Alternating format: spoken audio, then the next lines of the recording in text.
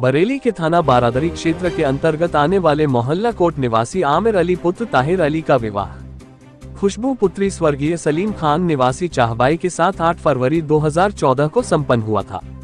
आशिक मिजाज आमिर ने पहली पत्नी के रहते वर्ष 2021 में सोनी खान नामक युवती से दूसरा विवाह कर लिया। इस मामले में आज हमारे संवाददाता ने आमिर की पत्नी खुशबू से जानकारी की। तब पूरे मामले की जानकारी देते हुए खुशबू ने बताया, मेरा नाम खुशबू खान है। कहाँ रहती हैं? मेरा मायका कोड़ापीर फयाज बिल्डिंग का है और मेरी शादी पुराना शहर कोट मोहल्ले में आमिर अली से हुई है और मेरे ससुर ताहिर अली हैं। आपकी शादी कब हुई थी? मेरी शादी 2014 में हुई है, 8 फरवरी। एक मामला आजकल खुशबू और आमिर का जो है वो अखबारों में, मीडिया में, सोशल मीडिया पर बड़ा सुर्खियों में चल रहा है। क्या मामला है? वो मेरे हस्बैंड ने 4 साल पहले 2021 में शादी कर ली, ये मुझे पता चला है। यही चल रहा है आजकल। आपको इसकी जानकारी कब हुई?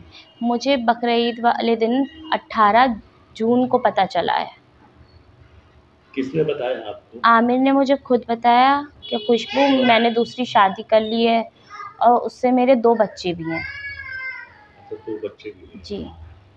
आपकी शादी कब हुई थी? मेरी शादी 2014 में हुई है। ये मेरी बेटी है आयत, ये 2017 में हुई है।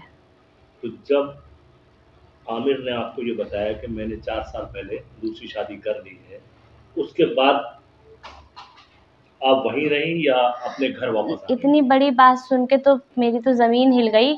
उसके बाद मैं सीधे अपने घर भागी हूँ। यहाँ आई हूँ रात में, मैं करीब 1:30 बजे करीब रात में आई थी।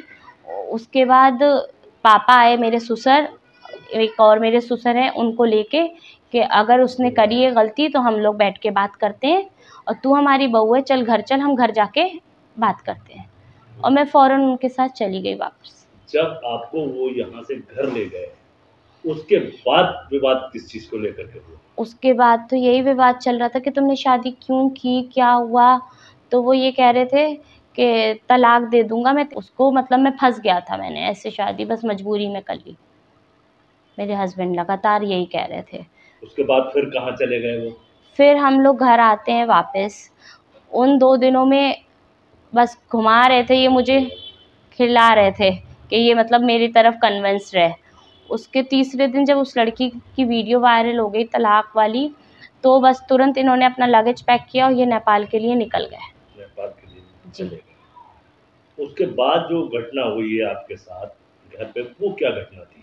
वो घटना ये थी कि उस लड़की का तो केस चल ही रहा था, तो उसकी मीडिएशन पड़ी थी 31 जुलाई की।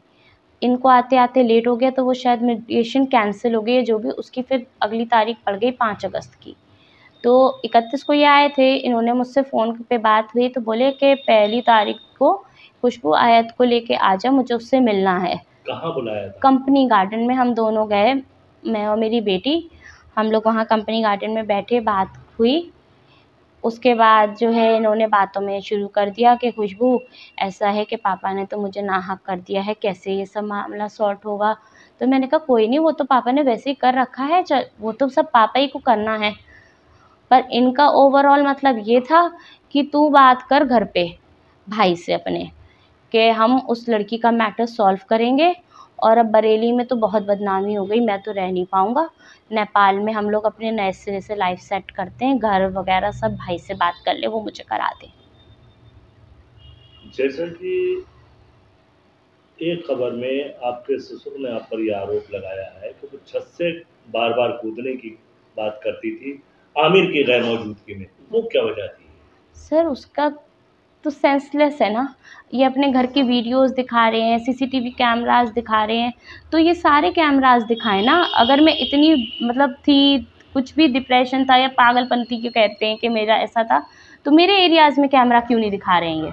कितने कैमरे घर में लगे हुए हैं? मेरे घर में तो 8 कैमरा लगे हैं। आपके रूम में कैमरा है? मेरे बरामदे में जो मेरा एरिया है पूरा लॉबी वगैरह, उसमें कैमरा है। तो उसमें तो सारी घटना नहीं, मतलब जो ये वाली इनकी वाली घटना चल रही, पहली तारीख से जो मेरी लड़ाई चालू हुई है, मैं तो मतलब आमिर चले गए नेपाल, उसके बाद भी घर में थी कि घर बेटी है करके। 1 तारीख को जब मैं आमिर से मिलके आती हूँ तो रास्ते में आमिर का कॉल आता है कि खुशबू पापा को मत बताना, उन्होंने मना किया है कि खुशबू को मत बताना, तू घर जाके मत बोलना कि हम लोग मिले। तो मैंने कहा ठीक है। हम जब घर जाते हैं तो बच्ची 2 महीने बाद वापस से मिली थी, तो वो एक्साइटमेंट में कहती है कि दादी हम पापा से मिल के आए। मुझे नहीं पता बच्चे से क्या बात हुई क्या नहीं, तो बाहर आती हैं, बोलती हैं मिली आई आमिर से? तो मैंने कहा नहीं अम्मी मैं तो नहीं मिल के आई। तो उस पर बोलती हैं फिर आयत कौन से बाप से मिल के आई? उसके बाद उसी में ही हम लोगों का विवाद चालू हो गया कि आप तो चल अब बाप से मिल के आई, निकल घर से, ये वो बदतमीजियाँ लड़ाई झगड़े चालू हो गए। इसको छीन लिया। वो आपको क्लियर सीसीटीवी फुटेज में ये दिखा भी रहे हैं, जो ये सास दरवाजे पे खड़ी हैं, मुझे अंदर नहीं जाने दे रही हूँ, मैं चीख चिल्ला रही हूँ कि भाई आयत को दे दो मुझे, मैं जा रही हूँ, मुझे दे दो। मैं बच्ची को अपनी लगातार घसीट रही हूँ। वहाँ पे 4-5 लोग जो मौजूद हैं, सबका यही है कि आयत को नहीं देंगे, तू जा। उसमें भी मैं छीन छान के इसको लेके जा रही हूँ। मेरी बच्ची रो रही है कि मम्मी प्लीज़ हम लोग नानी घर चल रहे हैं, यहाँ पे मत रुको, मम्मी नानी घर चल रहे हैं मत रुको। उसके बाद भी सर इस बात के बाद चलो घर में हो गया कलेश, मैं अपने फ्लोर पे चली गई अपनी बच्ची को लेके। मैंने अपना रूम वूम लॉक कर लिया पूरा। बेटी का अगले दिन पेपर था, मैंने उसे पढ़ाया, सब किया। फिर मगरिब बाद पापा आते हैं, चीखते हैं बहुत कि गेट खोल, ताला डाला है। तो मैंने कहा पापा ये ताला तो जब से डालने लगे हैं 8-10 दिन से ये मैटर जो चल रहे हैं, वरना तो कभी नहीं पड़ता। तो बोले तूने आयत के खून निकाला है, मुंह से खून आ रहा है, सर से खून। तो वो आ रही है दादा नहीं देखो मेरे कहीं खून नहीं निकल रहा है, बस उनका एक था दरवाज़ा खोल दे किसी सूरत। तो मैंने दरवाज़ा खोला है। दरवाज़ा खोलते के साथ ही पापा आके डायरेक्ट यहाँ मेरे सीने पे हाथ मारते हैं। तो मैं चीख के अम्मी से कहती हूँ अम्मी ये देखिए पापा कैसी हरकत कर रहे हैं, बात करनी है बात करें। तो अम्मी कह रही है अभी तो बहुत कुछ करेंगे, आज तो तेरा काम ही तमाम करना है। उसके बाद मुझे नहीं पता, मतलब 2-3 लोग एकदम मेरे ऊपर चढ़ते चले आ रहे, धक्का मुक्की होने लगी। उसमें मैंने बेटी को थोड़ी देर पहले डाइनिंग पे छुरी पड़ी थी, मैंगो वगैरह था, उस पे से इन्होंने छुरी उठा के मेरे ऊपर हमला किया है, जिसमें मैं गिरी हूँ। गिरने की वजह से या मेरे ये शोल्डर पूरा इंजर्ड हुआ है। नीचे भी मारपीट में बहुत कुछ होता चला गया। पूरी मेरी नीचे भी मारपीट हुई थी। उस टाइम गुस्से में एग्रेसिव में मुझे नहीं समझ में आ रहा था क्या हो रहा है। फिर जब मैं छत पे आई तो मैंने मम्मी से भी फ़ोन पे बात हुई है, तो मैं कह रही मम्मी मेरे कान पे चोट लग गई है, दर्द हो रहा है। मम्मी बोली कोई नहीं डॉक्टर के यहाँ चल दिखा लेंगे ये वो, बस इतनी हुई थी। वो जो हाथ मारा है मेरे देवर ने मारा है, फरदीन अली, गुस्से में घूंसा मारा, मेरी गर्दन पे ही लगा इस जगह। उस टाइम मुझे इतना नहीं था कि मेरे क्या डैमेज हुआ या क्या हुआ। आप ये मेरी रिपोर्ट भी देख सकते हैं कि ये मेरे कान की रिपोर्ट है, आप इस रिपोर्ट को भी देख सकते हैं। फिर उसके बाद आप अपने मायके आ गई? नहीं, उसके बाद छीना झपटी ये वो, फिर भी ये सुसर मेरे नहीं दे रहे, अपनी लगातार कैमरास दिखा रहे हैं, अपनी सीसीटीवी फुटेज मैं तो बोल रही पूरी ये पुलिस में डालें कि ये 20 मिनट जो मेरा दरवाज़ा इन्होंने इतनी एग्रेसिवनेस से पीटा है, क्या मतलब था इनका? अगर जो भी घर में कलेश हुआ भी था तो इनका मोटिव ही ये था कि आए घर में घुसे, मेरे ऊपर जानलेवा हमला किया इन्होंने, छुरी लेके मेरे ऊपर दौड़े हैं। मतलब अगर उस जगह अगर मेरा माइंड वर्क नहीं करता या मैं नहीं गिरती तो मेरा तो आज होती या नहीं होती। क्या आप वहाँ से थाने गई?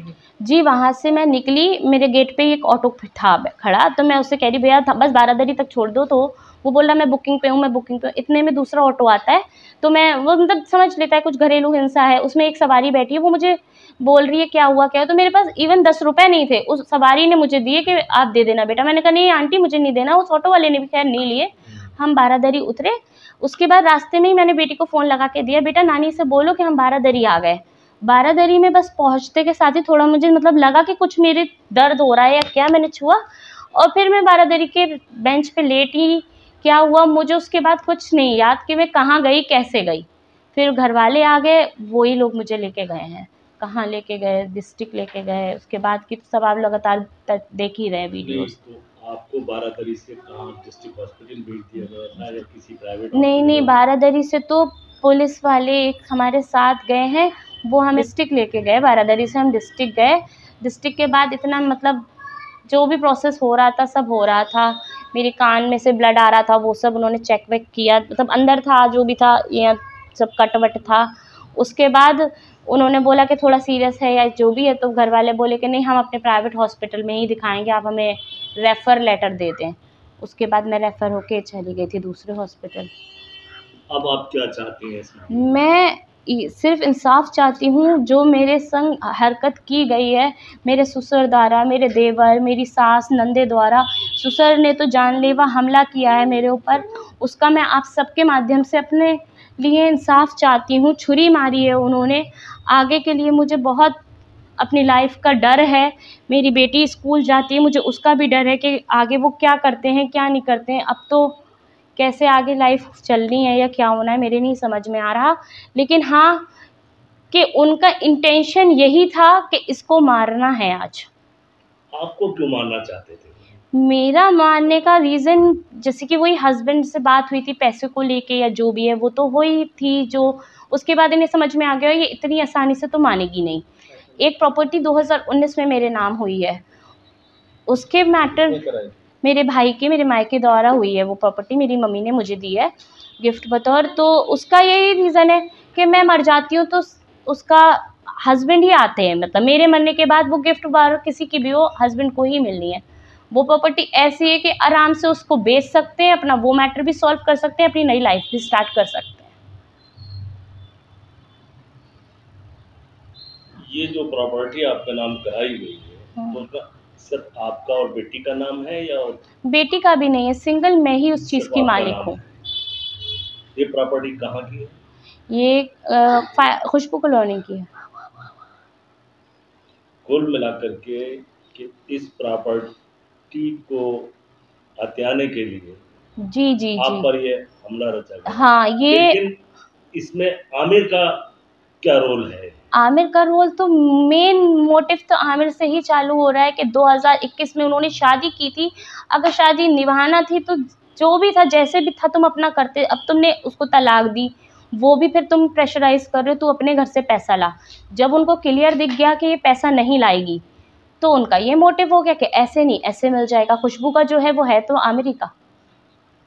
इस मामले में आप पुलिस अधिकारियों से मिली तो वहाँ से क्या आपको उन्होंने मुझे आश्वासन दिया है कि वो मेरे साथ हैं और मुझे अपनी पुलिस टीम और आप लोगों से सबसे है कि आप लोग मुझे न्याय दिलवाएँगे। मैं गिरफ़्तारी चाह रही हूँ, जिन ने मेरे संग ये निंदनीय हरकत की है, मैं आप सबसे चाहती हूँ कि मुझे इंसाफ़ मिले। Thank you.